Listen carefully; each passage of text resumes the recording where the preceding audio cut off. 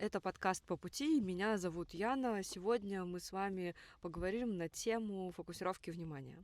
Важная тема, потому что тезис, который звучит в пространстве очень громко, он простой до ужаса. То есть фокусируй свое внимание, направляй его в то, что ты хочешь, и ты это получишь.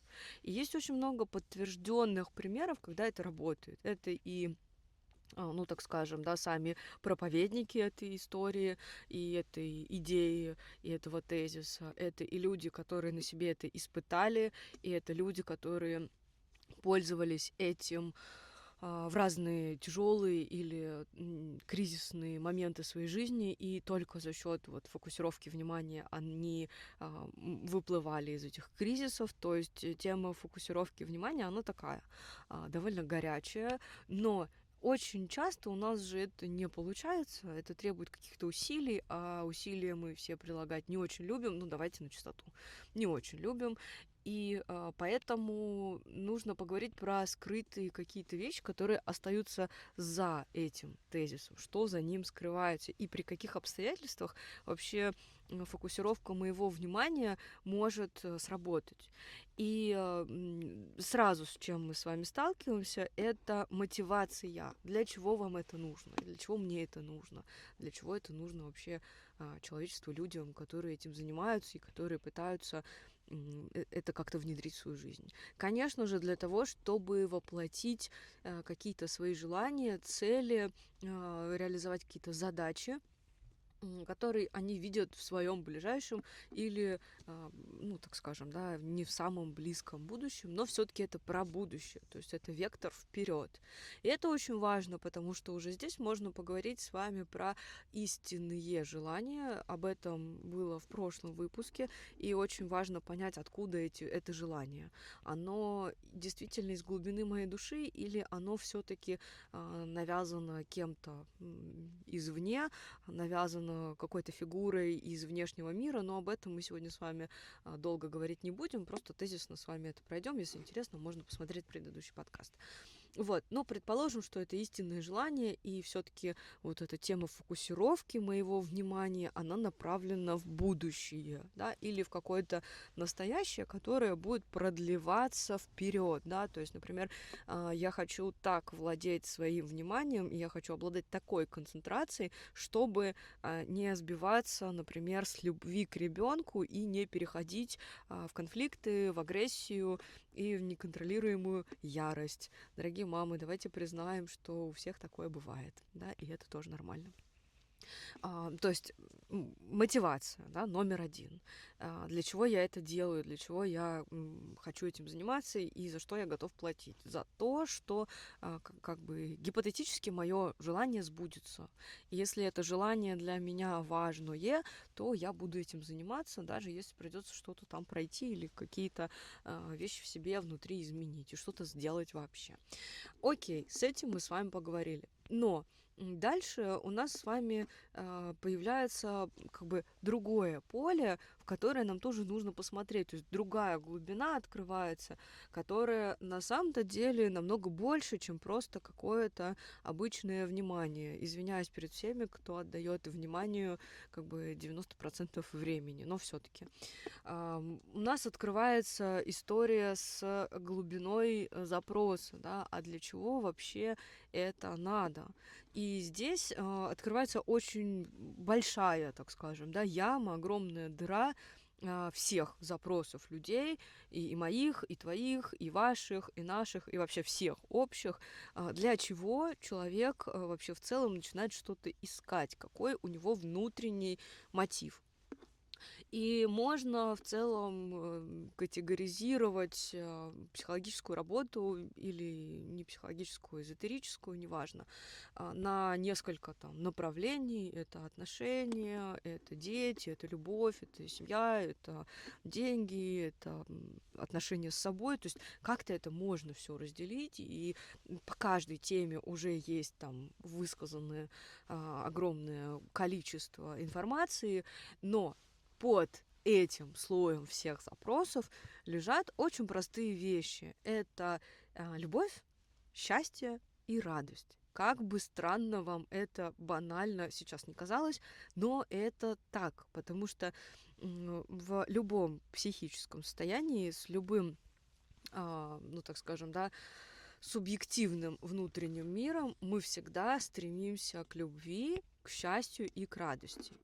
И осознание этого процесса, оно облегчает нашу жизнь, потому что в любой момент жизни можно себе напомнить о том, что любовь, счастье и радость доступны уже сейчас, и не нужно для этого становиться кем-то, не нужно для этого зарабатывать миллиарды, не нужно для этого, не знаю, насиловать себя какими-то действиями, которые не приносят на самом деле радость, чтобы в будущем эта радость появилась. И вот если человек проходит вот эти две проверки, то есть проверки на истинность своих желаний, и если он искренне понимает, и это складывается внутри его подсознания, что да, вот эти действия, вот это вот сбывшиеся желания, это действительно про радость, про счастье и про любовь, но не в будущем, а уже сейчас, то можно говорить о том, что фокус внимания, фокусировка внимания и работа с ним, эта тема сработает. Но чаще всего, почему люди как бы отказываются от работы со своим вниманием, почему они отказываются от как бы каких-то действий и каких-то трудозатрат, так скажем, да, в этой теме, потому что как бы мое будущее, видимое желание, оно мне понятно, я понимаю, для чего оно нужно. Когда начинается проверка, условная проверка, да, подсознания на тему любви, радости и счастья на момент сейчас, вот здесь вот у многих начинается внутренний конфликт, что да не приносит это мне прямо сейчас любви, радости и счастья. И мы так устроены, что свое подсознание обмануть мы не можем, заставить мы его тоже не можем. Да, иногда получается это сделать через суперавторитетную фигуру. У кого-то это не обязательно должна быть мама или папа или свекровь. Это может быть и фигура, например, наставника или духовного проводника, да, то есть, ну, без шуток, если есть вот этот вот вынесенный внешний авторитет, то эта тема может сработать. Вот как это выглядит внутри нас, да, подсознательно, то есть проверка истинности желаний прошла, начинается проверка на тему любви, радости и счастья на момент сейчас, когда я начинаю это делать, оно мне не приносит любви и радости, но есть кто-то внешний, очень авторитетный и любимый человек для меня, который говорит, что это надо. И на вот этой любви к нему, на вот этом уважении и авторитете я могу дойти до как бы своего желания, и это будет постоянный ресурс, который будет меня двигать. Это будет внешний стимул, ну да, внешний, но вот он есть. Собственно, для этого берут себе наставников, но опять же, по-моему, сегодня эта тема уже ушла, мне кажется, да, немножко. Но в целом есть же люди, которые сделали на этом тоже результат, и мы не можем отрицать, что как факт это тоже было, да. Когда мы действуем по-другому, предположим, нет у меня наставника, но есть у меня вот, да, мое желание, которое я хочу получить в этой жизни, есть инструмент довольно простой, на мой взгляд, да, что вот фокусируя внимание на хорошем, будет хорошее, фокусируя внимание на плохом, ну, будет плохое, поэтому я не буду этого делать, поэтому я буду вот как бы фокусироваться на хорошем, на том, что я действительно хочу, и постепенно оно будет приходить. То есть мы с вами посмотрели как бы разрез вот такой, да, как он называется, вертикальный, как оно выглядит в нашей психике вертикально. И теперь мы смотрим некоторую горизонтальную историю, то есть горизонтальный срез, как оно выглядит по пути, когда мы взяли инструмент концентрации внимания и пошли в свои истинные желания, даже пройдя все проверки.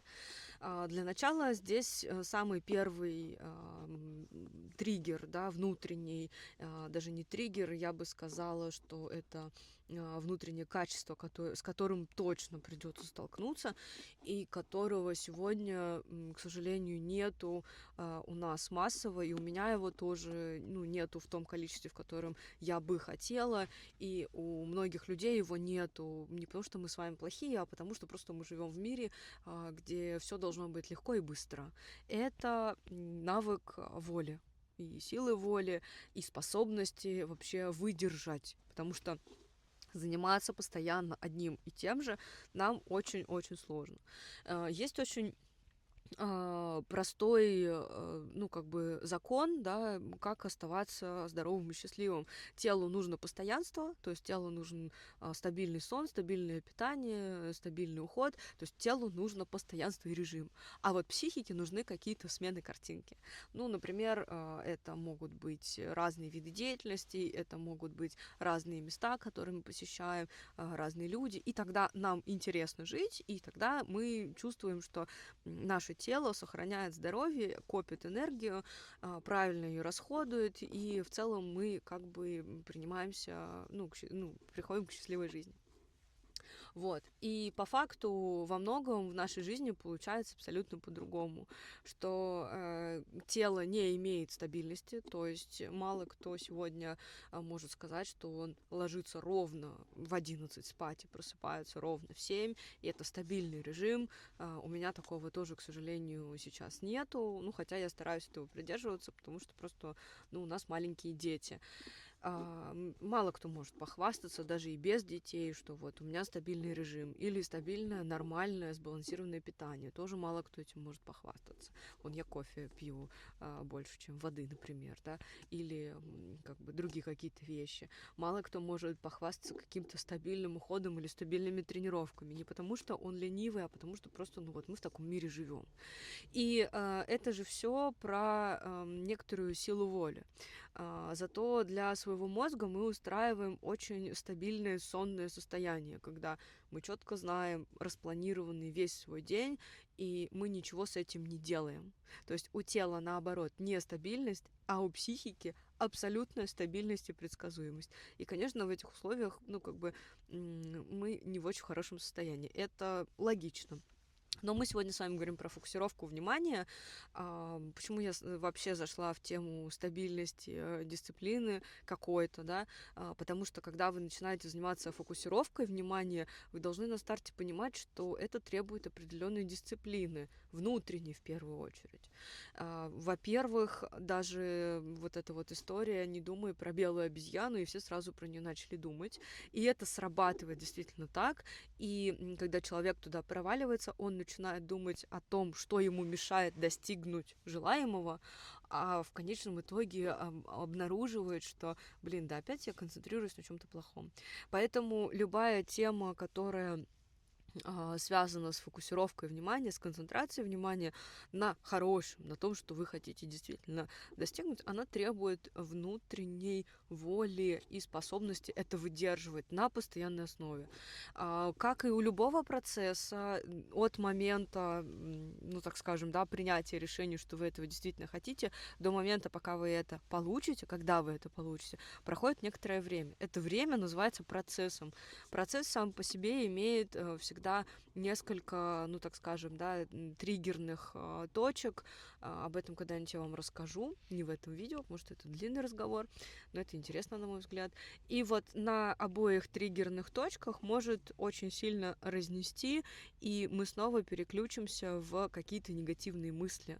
И это уже будет не та фокусировка внимания, условно говоря, которая может привести вас к тому, что вы хотите. Но это самое распространенное, что встречается в этой теме. Еще более распространено это, опять же, еще раз повторюсь немножко, да, что люди начинают думать о том, что я же занимаюсь позитивным мышлением, а он говорит, что я дура и выводит меня на конфликт, он выбивает меня из хорошего состояния. То есть сами мысли о том, что меня кто-то выбивает из этого состояния и мешает моей концентрации, они уже сами по себе, нарушают вот этот процесс. И в этом и вся сложность темы концентрации, потому что в этом смысле мир, он дословный, и его воспринимать нужно прям вот дословно. И эту тему, в том числе, когда мы говорим про концентрацию на хорошем, это должна быть определенная воля и определенное, так скажем, да, ну, намерение внутреннее, что вы готовы этим заниматься, что вы этим занимаетесь. И когда вы видите, что вот оно, окно возможностей отвлечься от этого, вы как бы сглаживаете эту ситуацию так, чтобы она у вас не появлялась. Но здесь есть другой момент, который тоже очень интересный, потому что когда человек приходит к какому-то хорошему выводу или ставит перед собой какую-то хорошую цель, или он пришел к какому-то очень важному для себя инсайту, всегда, абсолютно всегда будут вылазить всякие разные неприятные штуки. В эзотерике это объясняется таким словом, как чистка. В психологии это, ну, на мой взгляд, если раскладывать это как некоторый процесс сознания, то это как раз и есть те самые два кризисных момента, которые в любом случае должны появиться, и к этому нужно быть готовым. И если вы готовы вот к этим, ну, так скажем, да, негативным проверкам и к кризисам вот в том цикле сознания, в котором вы сейчас находитесь, то в целом концентрироваться на какой-то одной теме довольно легко, и можно получить то, что вы хотите на самом деле. Другой вопрос, что мы хотим, как обычно, да, а что ты хочешь на самом деле. Мы с вами разобрали, на мой взгляд, интересный и важный аспект темы фокуса внимания. Просто напишите, о чем бы вы хотели поговорить в следующий раз, какие у вас результаты с фокусировкой внимания, помогает ли это в вашей жизни. Может быть, вы это называете позитивным мышлением, я не знаю. Напишите, как это называете вы в своем субъективном мире. Это тоже очень интересно. В конце, по-моему, нужно говорить, что подписывайтесь, ставьте лайк, нажимайте на колокольчик. Про колокольчик я так и не узнала, зачем он нужен с прошлого подкаста, поэтому, ну, все так говорят, мы тоже с вами так скажем. Желаю вам классного дня, хороших положительных изменений, внутренних инсайтов, и чтобы у вас все было по пути.